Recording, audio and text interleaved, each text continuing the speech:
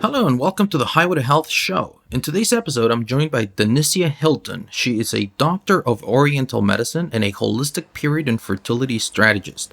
Her mission is to inspire women seeking holistic methods to support their quest not only for relief from menstrual cycle conditions, but for a more aligned and expressed whole being. Let me just start by saying that this was not the conversation that I was expecting. The topics that we touch regarding menstrual health and fertility are rarely discussed and, I feel, tremendously important. I am very happy that I was able to provide a place for Denicia to share her message and mission. If you're a woman, you will surely identify many of the things we discuss, obviously, but I also want to let all the men listening know not to skip this episode. Seriously, these are things you need to know about for your sake and the sake of the women in your life. Trust me. Last week, we had Dr. Gordon Pedersen on the show. He is a clinician, a researcher, and an entrepreneur who has been involved in the health and wellness industry for several decades. During our conversation, we spoke about his concept of the essence of wellness, as well as gut health, how our microbiome affects our mood, and about all the benefits of silver as a healing tool. That was in episode 20, in case you missed it. But before we get to today's episode, remember that this, as well as every other episode, are brought to you by our Highway to Health Facebook group. If you haven't yet joined us, you can do so by heading over to dre.show/group and click on the appropriate button. You can also find that link on this episode's description, by the way. And now, here's my conversation with Denisia Hilton. I hope you enjoyed. And remember, you're on the Highway to Health, and I'm your guide to get you there. Are you ready to live ageless? Want to discover alternative health choices, cutting-edge nutrition, and fitness for the entire family? Welcome to Highway to Health Show with your host, Dr. E, the Stem Cell Guy, where Dr. E helps you live ageless. And now, here's your host, Dr. E. Hello, everyone. Welcome to another episode of the Highway to Health. I'm your host, Dr. E, the Stem Cell Guy. And joining me today is Denisia Hilton. She's a doctor of Oriental Medicine and a holistic period and fertility strategist. Her mission is to inspire women seeking holistic methods to support their quest not only by relief from menstrual cycle conditions, but for a more aligned and expressed whole being. I was just talking to Denisia before we started this recording, and what she's doing is incredibly interesting. And I'm not afraid to accept that I'm not very knowledgeable on a lot of these topics. So I'm sure this is going to be a very interesting conversation, not just for me, but for everyone joining us. So I'm very, very happy to welcome you. Denisia, welcome to the show. Thank you so much, Dr. E. I appreciate you having me. Well, thank you for accepting the invitation. I think this is a great, great topic.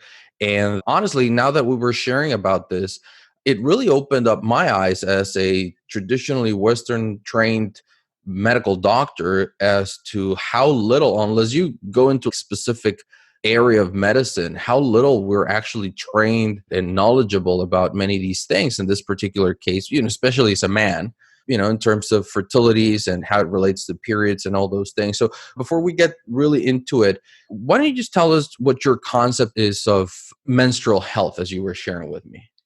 Yeah, so holistic menstrual health is really taking into consideration the not just the physical components of the menstrual cycle, but the mental, emotional, and the spiritual components as well. And even linking that in, that's her. So the physical, mental, emotional, and spiritual, and then also taking into consideration her environment.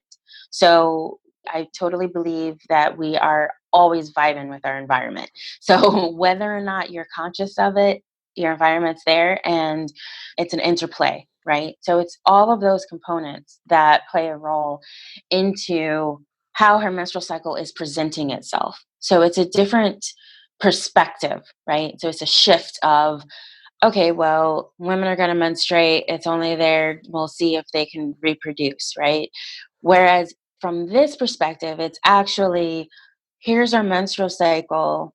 This is the way that it's showing itself beyond just the active bleed time, but this is how it's showing itself. And that is actually representing what is going on for her internally on the physical, mental, emotional, and the spiritual levels.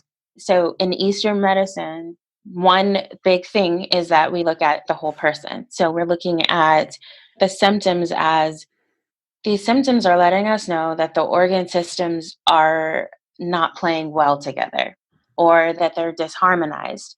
So we see the symptoms as okay, these are clues calling our attention. So that's how I see the menstrual cycle. So when I say the cycle, most people think, oh, it's just when she's bleeding. But then no, I'm actually talking about cycle day one all the way through to the next cycle day one. So we know that there's so many hormones that are at play, and that they're all going through their ebbs and flows. They're communicating, hopefully, in a healthy feedback loop throughout that whole time, throughout that whole process. So we're hoping that there's a really healthy shedding. We hope that there's eggs maturing. We hope that something ovulates. Then we hope, should there be that they're trying to expand their family, that there's conception and then makes its way safely down to the uterus. So we hope that's all happening during that time frame. And what's happening is that there's so much focus on, well, if there's pain, just take ibuprofen. Or if there's heavy bleeding, oh, just double up and triple up on pads. And then for that'll go by for a few months and then they'll go see their doc. And most of the time, and this is, you can correct me if I'm wrong, but this is what I've heard, and it happened to me as well, is okay, well, here are birth control options. And so with those tactics, that's just covering up, right? So when you look at the cycle and you're saying, okay, well, let's just break this down. If she's having complaints, mostly during the premenstrual period, that concept of period bypassing, an example is that, oh, she's just PMSing. We're just going to leave her be. But really, she could be progesterone deficient. So, okay, if she's progesterone deficient, then what's causing that deficiency? Or better yet, how about explaining to her that during that time period, those hormones that are predominating during that luteal phase is actually the time frame of where she's actually going to just be a little bit more frank in what it is that she's wanting to say. She's not sugarcoating it like when it's more estrogen dominant, right? During that time period. So, how about actually letting her know that this is potentially going to happen, but then now she's more aware, and then because she's more aware, she's like, oh, okay, well, then I can express that. And no, I don't have to be mean about it, but it is a way that I can express myself. And I'm going to be more frank. Gotcha.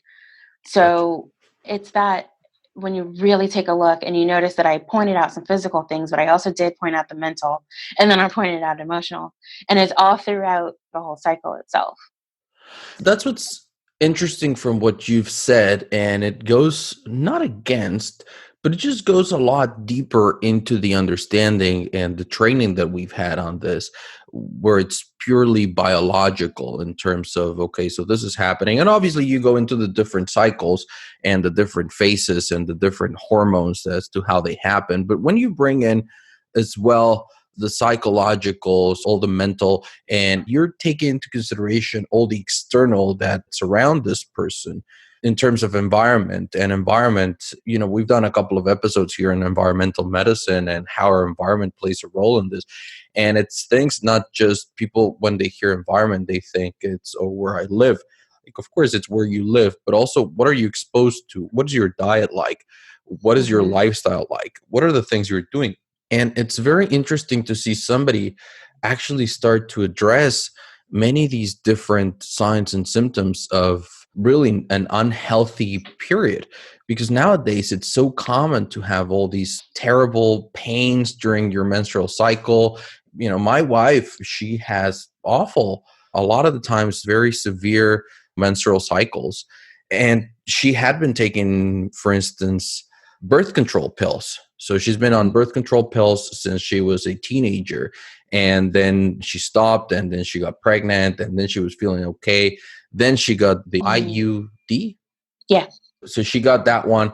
And again, super painful, and she just can't wait to get off them. But she's scared because now she's going to have all these awful periods again. So what you're saying is, and I'm sure she's far from alone, what Mhm. you're saying is that this is not just a bad draw of cards. Something's going on. Correct. Yeah, and it's happening, you're right, a lot. Unfortunately, it's happening a lot. And there's something that you pointed out, so it's like sticking right out of my mind that's going on with your wife and the way that she's thinking. Because, yes, there is being on birth control for so long, and all what your memory is what was happening before you went on it. And then, despite whether or not it may have gotten better, right? So for some, it may get better. Some, it's like, oh, it took the edge off. But they become so scared of what they think is going to happen again, right? And then that ends up leaving them in this vicious cycle of, well, it's not really helping me. It's actually affecting me in other ways, but I'm still going to stay on it because I just don't want to experience the horrible pain with their periods. And that's where a little bit of my frustration has led to me to talk more about the intricacies of the menstrual health, because it's helping her to see what's going on and then how it is that we can support you where the pain is diminished. That becomes a side effect because we're actually helping to support and harmonize these organ systems. And then, yes, the side effect is the cycle ends up becoming more of a healthy cycle.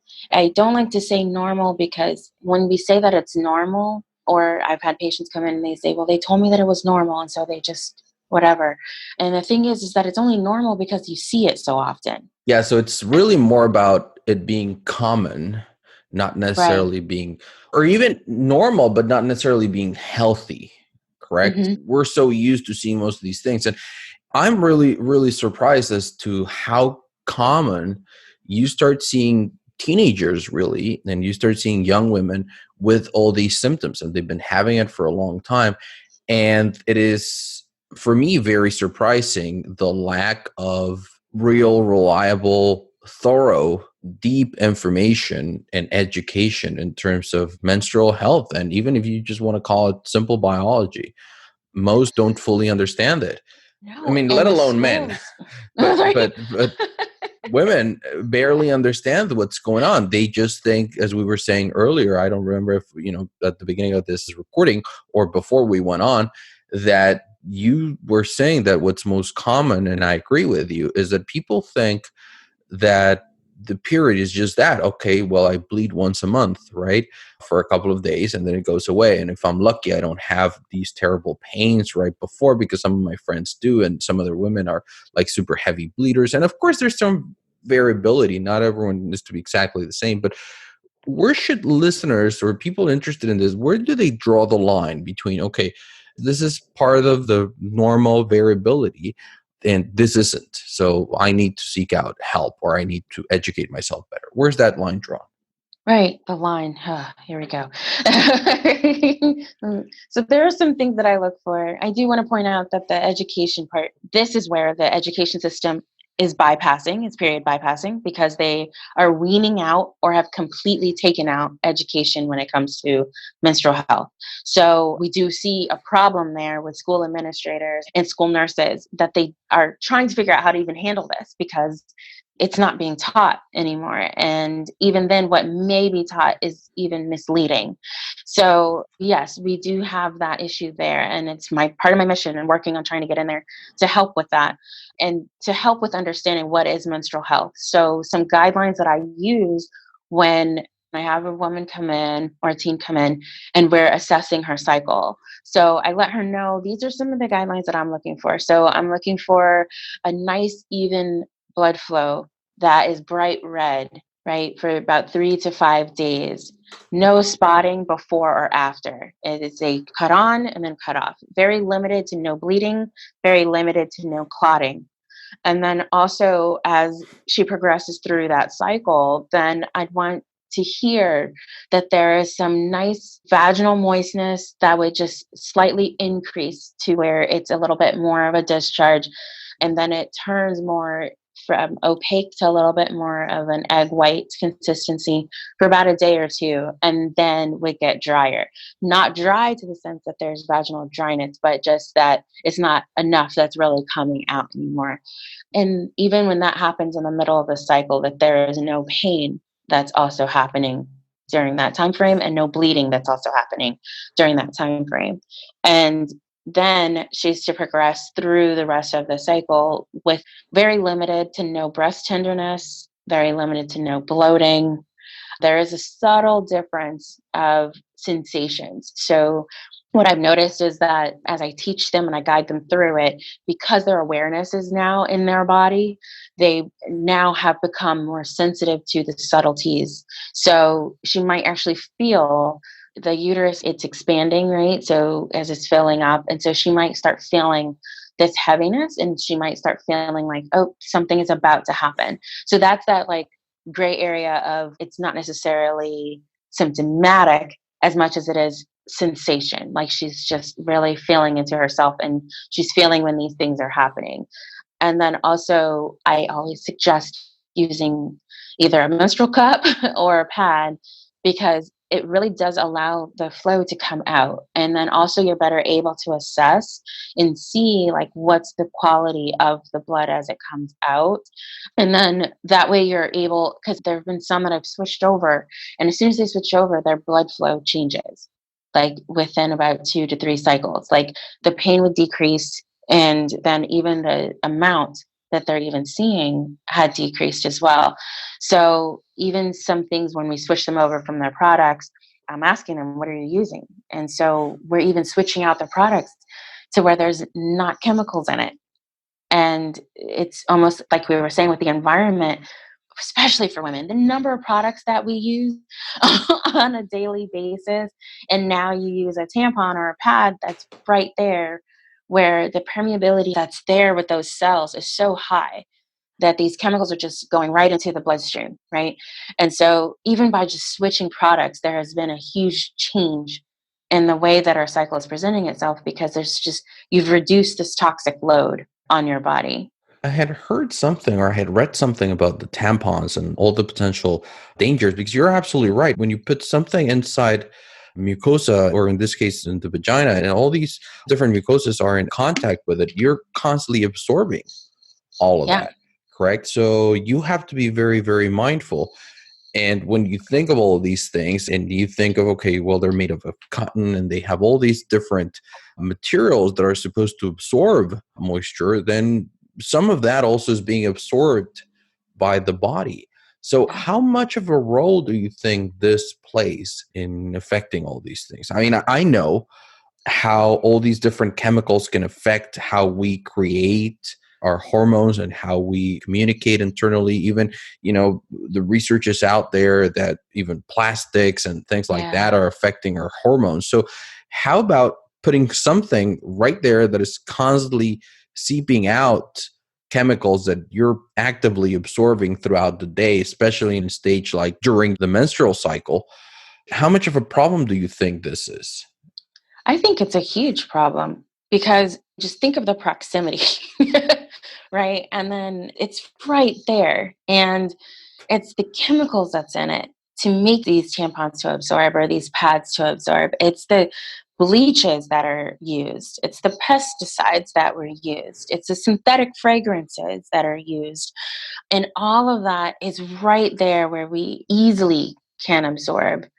And yes, will easily throw off the hormone production and even their function. Say if she is a heavy bleeder, like I said, I'm looking for a bleed to be more of a 3 to 5 day time frame. But there are many where they're falling out of that. So there's some that are 7 days, some even up to 10 days. Imagine that about a third of the month you have something consistently there and consistently with this interplay. And it's not even like, oh, well, if it's there for 10 minutes and then your absorption level goes down, well, you have to change it out. So you're constantly reintroducing this to your system.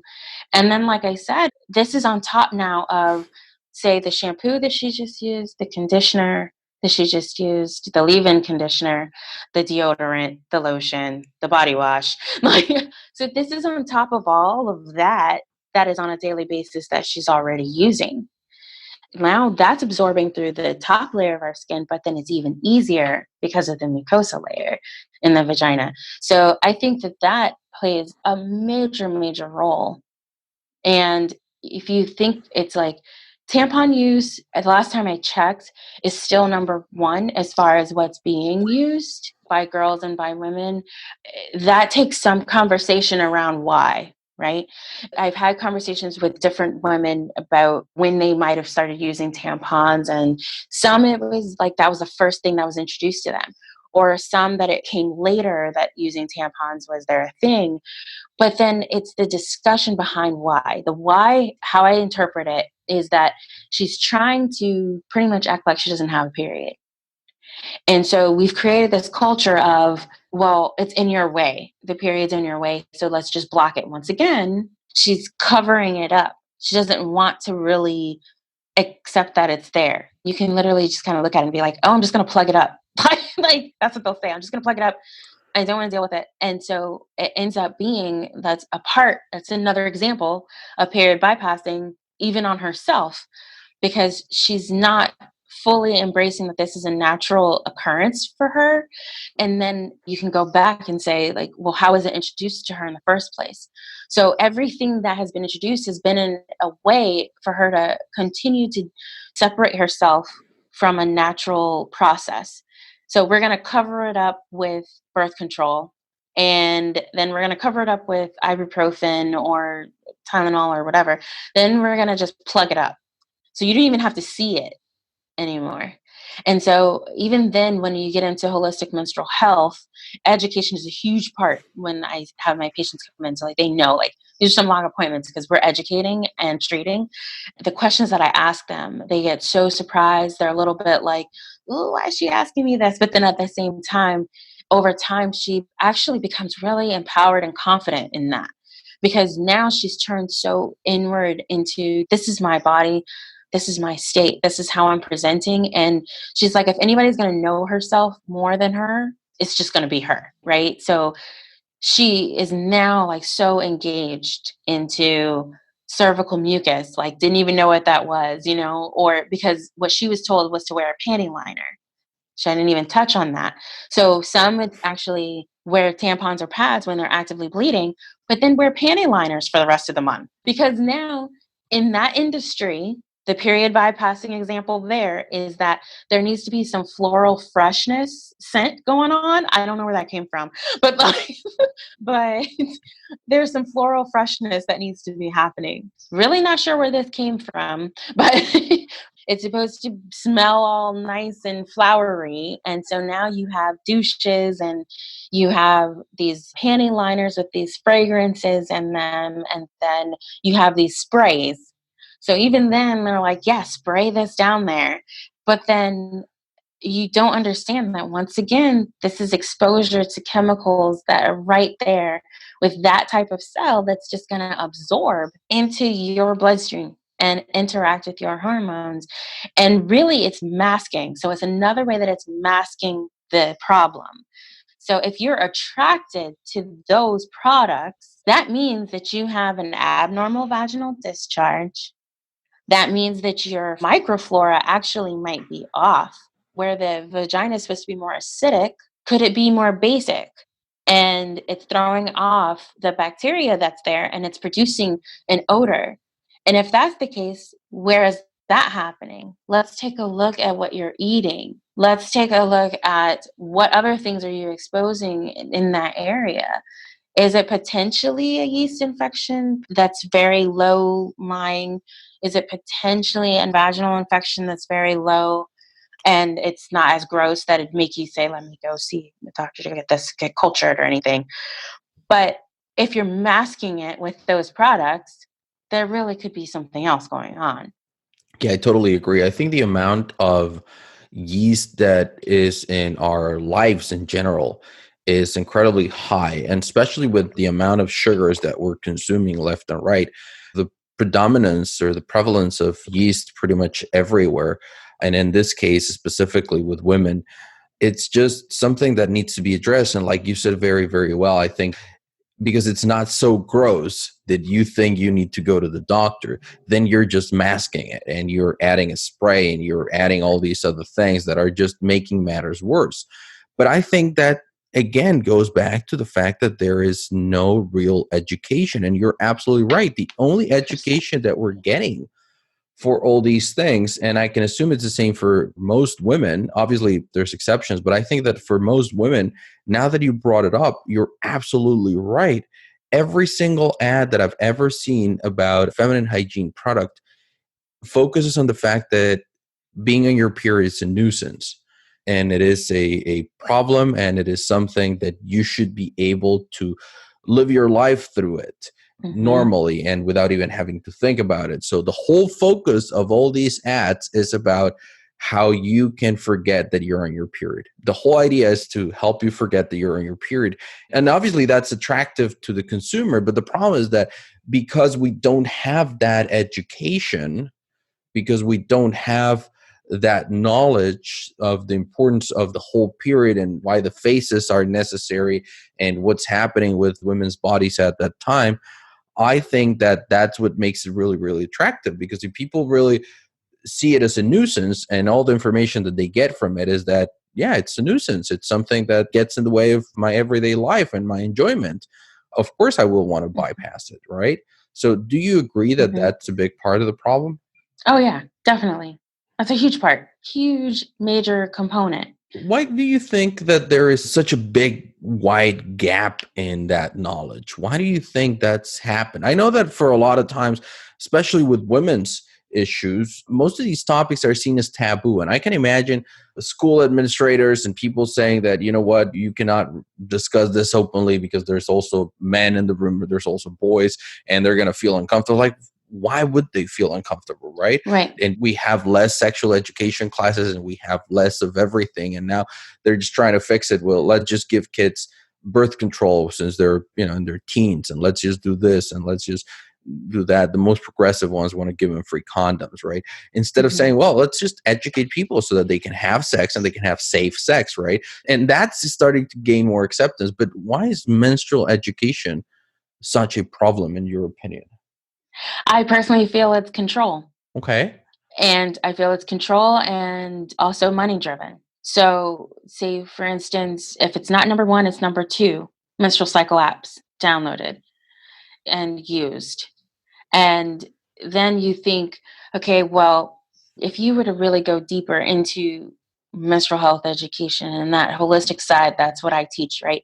If you really go into it, what happens when she learns more about herself and what is natural for her, it permeates into other areas of her life.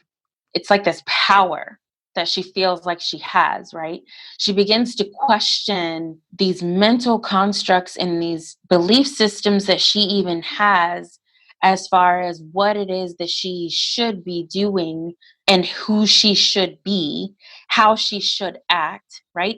So she begins to question that and move into a place of, no, this is who I am. The menstrual cycle is a part of me, and I'm listening to that. And the more she moves into what I say is she's expressing her true self in a healthy way, the menstrual cycle's side effect is that it actually begins to get healthier and present itself that way. But the thing is that when she does that, that means that she's going to start setting boundaries with other people. That means that she's now going to question her influence over an influencer, right? Or, like I said, if it's too much that's going on. So, like, we have these women that are like, I can work full time, I can go and I'll just play my sports all the time, too. Like I said, it's to make it seem like that's a nuisance and be forgotten.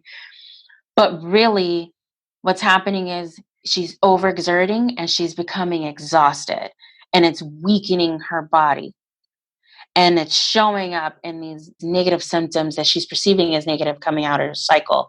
But she's just going to continue to cover it up, but then still have that same lifestyle that's still working against her. And then it's only until it becomes a major issue that it'll draw like her attention and make her want to change her lifestyle. But really, there's so much money to be made from menstrual products, from apps being downloaded and used, from fertility treatments, from hormonal birth control use. There's so much money to be made there. And when you do teach this, that's when you start to realize, like, oh, her cycle's healthier. She's not going to use as many pads and tampons or cups, right? Oh, she's not going to need to use Midol or Pamprin or ibuprofen, or she's not going to need to use the hormonal birth control crap.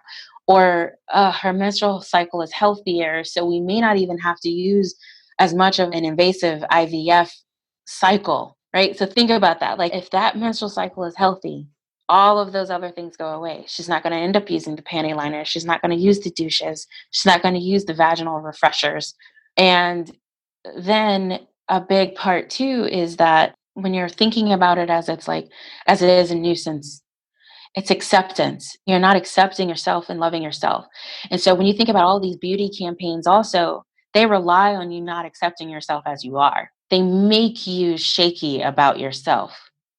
And then now that's the period bypassing in that area, period bypassing amongst ourselves is the judgment that other women would make on someone else, right?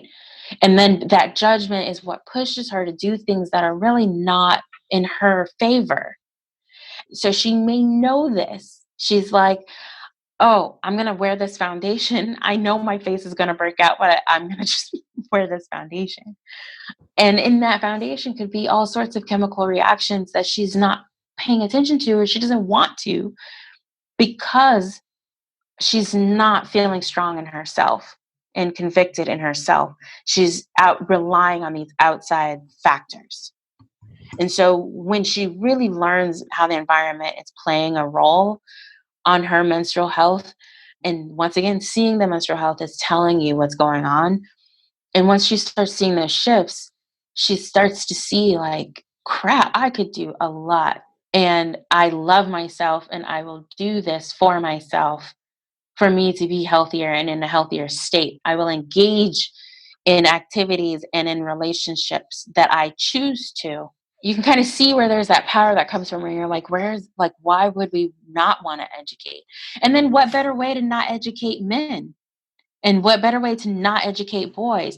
Because then now you're saying you don't even need to care about this. You don't have it. And then now you go on to do legislation about it. Well, and And not even that. I think a big part of the problem is that as men, as boys that are not educated about this, that also adds to that, and I want to say quote unquote, that stigma that women have when they menstruate, Mhm. because boys don't know anything about it. So young men don't know that it is a biological function, that it is a necessity. I mean, they know about it that much, but they don't know, for instance, how it can affect them, how it plays a role in their hormones, how it is important, and how it manifests the entirety of the health, and how she needs to accept all these things. So that when a woman brings up her period, guys are completely turned off by it. They're like, well, why don't you just take a pill? Why don't you just do this? Why don't you just do one of those? Why don't you just wear a tampon? You know, women in her period and she can't go get in the pool. Well, Yeah. just put in a tampon, right? Because guys aren't educated. So what's the response? You know, especially young teenage girls, that they want to look nice, they want to attract these boys, obviously. So what are they going to do? They're going to treat it as a nuisance. They're not going to accept it. They're not going to go through the whole thing. So I think it is a perpetuating cycle. As I've said it before, a big part of the problem and a big part of the reason why women in a lot of cases are misrepresented starts because we have not been educating men. And that needs to start changing. And obviously, this is such an important topic to discuss because I do think that it is very, very important, obviously, for women to recognize these things. It's shocking to me that most women don't really recognize most of these things, and they continue treating their periods as a nuisance. They continue seeing it as something that is getting in the way of them living their life. But also because we need to start educating men. And as men, we need to start learning about this, because Mhm. 50% of the world are women, and we all have women in our lives and we care for them most of the time, and we need to know these things. It is very, very important. So thank you so much for being here. Thank you so much for sharing that. Now, before we wrap this up, we normally like to give a couple of pieces of advice, actionable advice for our listeners. So I mean, you've been giving a lot of very valuable information that I'm sure a lot of people have taken note of, but what would be your top 2 or 3 recommendations for our listeners to start looking out for? And maybe it's not so much about things that they can do, and maybe it is, but it is more about things that they need to become more aware of. So what would be your top 2 or 3 things that they need to start being more aware of, or that they need to start doing in order to achieve menstrual health? One is acceptance. Accept that this is a natural occurrence. And I say that number one because the theme for throughout our whole conversation here is accepting it. And now shift your mind into beyond acceptance, but now observing. For the woman who's experiencing it, you are observing yourself non judgmentally. That's one of the first places you got to start, is to observe what's going on throughout the whole cycle, and then writing all that stuff out, charting it. I teach a charting where they're looking at all these different components, but you want to chart it out. For the men, it's even observing from a place of accepting that this is happening and that the menstrual cycle is happening for her on a daily basis.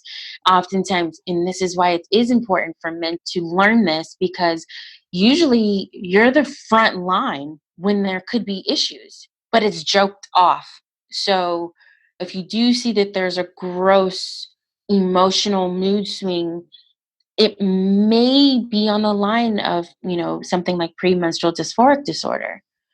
And you want to just call that attention to her. Or if you find that you're having to go out and get products for her that seems like she's going through so many of them, you may want to bring that attention, that it could be that something else could be going on. Or if she is having pain during sex, or she's saying no, she doesn't even want to have sex, that actually could be a sign of something like endometriosis. So it's almost like step out of yourself. It ain't nothing for you to take personal, right? It's not that she doesn't want to do it with you. It's just that it could be painful. And so you want to just move into a place of accepting, number one, that the menstrual cycle is happening on a daily basis. So there are those ebbs and flows and those changes for her. And then number two, to just observe like what's happening during that time, during the whole time, and just kind of seeing and analyzing based on her cycle days, what's there. So then that way, when you do go in to see somebody, if you go in to see a provider or practitioner, whatever modality, you're coming in with so much information about yourself that it only helps us to be able to help you. Of course. Right. Yeah, and it does raise that awareness. And it's crazy how often the theme or the main point of a lot of the conversations that I have on this show are about being aware. It's incredibly surprising to me to see how often we live our lives in general just on autopilot, and we're just going through it and not aware of really what's happening. So really just bringing that awareness is incredibly important, and I couldn't agree Mhm. with you more about that. Where can people find out more about you? Actually, you can go to my website. It's Denicia Hilton, DENICEA, Hilton, HILTON.com. And then also on Facebook at Denicia Hilton is my Facebook page, and also Denicia Hilton on Instagram. There you go. Perfect. So people go look out for that information. For all the women listening, if you want to learn more, I believe that you've got some online education resources there. Mhm. So make sure that you stop by, you start learning about this. And I would go a step beyond just accepting. I would go into embracing, because really the tremendous power that women have to create life comes from the fact that they have a cycle, that they have a fertility cycle. So really it is very, very important to embrace it. I'm not going to deny that it's probably, I don't know, I've never had one obviously, but I'm not going to deny that it's probably uncomfortable to certain days of the cycle, and it's off-putting to have those mood swings and all those things. But in reality, when you realize that the reason you have those, or the only reason to have those, is because you are fertile, you're able to bear life. So I think that it's very important to go a little bit beyond just simply accepting and really start embracing it. Because when you accept it, it's kind of like, well, this is my thing and I have to carry this. But in reality, you get to have a period because you also get to create life. And it is a source of great power biologically. So I do think that should embrace it. And for all the men listening, I think it is very, very important for us to get educated and better educated, and to bring this topic out of the taboo realms and ask questions, ask your partners and ask, what's their experience like, and be curious about it, because it is something that we need to be there for them as well. We're all surrounded by women. Most of us all have women in our lives. And I think it's very, very important for us to be caring for them. And this is such an important and obvious marker of health. A healthy period is so important to have. So thank you so much, Denicia, for having us. Any parting words? Thank you. I couldn't agree with you more on the embracing. So I love that. And yeah, I just wanted to implore and I appreciate you providing the avenue and the space to get this out there, because it's really through these avenues that we're able to really impart inspired action and change when it comes to this. So Absolutely. thank Well, you. we've been discussing that the whole problem starts with a lack of education. So we're doing our job. I think that as health providers, it's part of our job to educate people, and not just when they're sitting in front of us, but to try to do our best if we have a knowledge of biology and we have a knowledge of how the human body works and what's better for us. From that standpoint, I think it is our job to educate them, because if we don't, then the manufacturers of products will.